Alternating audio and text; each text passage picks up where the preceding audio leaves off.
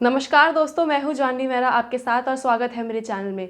तो आज हम करने वाले हैं पार्ट्स ऑफ स्पीच। देखिए, पार्ट्स ऑफ स्पीच हम क्यों करेंगे, क्योंकि जो मेजरली गवर्नमेंट जॉब्स के एग्ज़ाम हैं उनका जब हम सिलेबस खोल के देखते हैं तो इंग्लिश सेक्शन में हमेशा एक जो चीज़ कॉमन दिखेगी वो दिखेगी आपको पार्ट्स ऑफ स्पीच।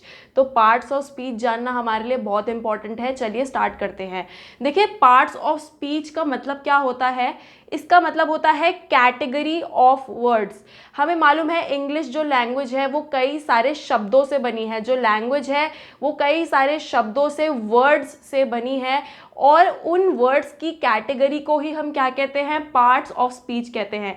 देखिए, वर्ड्स बहुत अलग अलग टाइप के होते हैं, डिफरेंट टाइप के होते हैं, और जब उन वर्ड्स को हम अलग अलग कैटेगरीज में डिवाइड कर देते हैं तो वो बन जाते हैं आपके पार्ट्स ऑफ स्पीच।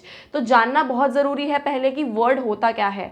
तो वर्ड की क्या डेफिनेशन होती है? A meaningful unit of letters. हमें मालूम है जो इंग्लिश के अल्फ़ाबेट होते हैं A to Z, उनमें लेटर्स होते हैं अलग अलग, और उन लेटर्स से मिलकर ही जो एक मीनिंग बनाए उसे हम क्या कहते हैं? शब्द कहते हैं या वर्ड।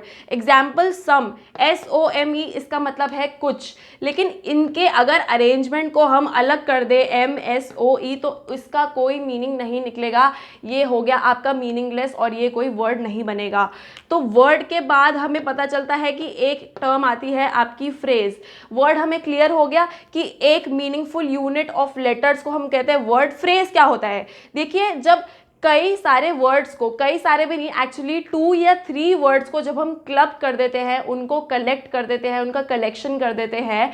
एग्जाम्पल के तौर पे जैसे सीता एंड गीता, ये हो गया आपका फ्रेज। मतलब क्या हुआ कि a collection of words without the complete meaning is your phrase. हमें मालूम है सीता एंड गीता एक फ्रेज है, पर क्या इसका कोई कंप्लीट मीनिंग है? बस हमें यहाँ पर यह पता चल रहा है कि सीता और गीता कुछ है। इसका कंप्लीट मीनिंग हमें नहीं पता चल रहा है कि इसके रिस्पेक्ट में ये क्या बात कर रहा है, सीता गीता के रिस्पेक्ट में क्या बता रहा है। तो फ्रेज का मतलब यही होता है जब वर्ड्स को क्लब कर दिया जाता है परंतु उनका कोई कंप्लीट मीनिंग ना निकले तो उसे ही हम क्या कहते हैं? फ्रेज कहते हैं। नेक्स्ट वाला एग्जाम्पल देखते हैं। तो इसमें क्या है? Sita and Gita are friends. अब ये क्या हो गया? देखिए, सीता एंड गीता तो हमें पता है एक फ्रेज है। आर फ्रेंड्स लगाने के बाद ये सीधा बन गया आपका सेंटेंस। अब सेंटेंस बन गया आपका, और सेंटेंस क्या होता है? देखिए, जब हम वर्ड्स को अरेंज इस ऑर्डर में करते हैं कि उनका जो मीनिंग वो एकदम कंप्लीट निकले, एकदम वो करेक्ट मीनिंग बताएं, आपको एक मीनिंगफुल फॉर्मेशन हो जाए, तो वो ही बन जाता है आपका सेंटेंस। यहाँ पर क्या था? सीता और गीता था। इसका मतलब था कि सीता गीता एक फ्रेज है, और पर ये कोई आपको कंप्लीट मीनिंग नहीं बता रहे थे। पर ये वाले एग्जाम्पल में आपको पता चल रहा है कि हाँ, Sita and Gita are friends, तो ये ही हो गया आपका एक सेंटेंस।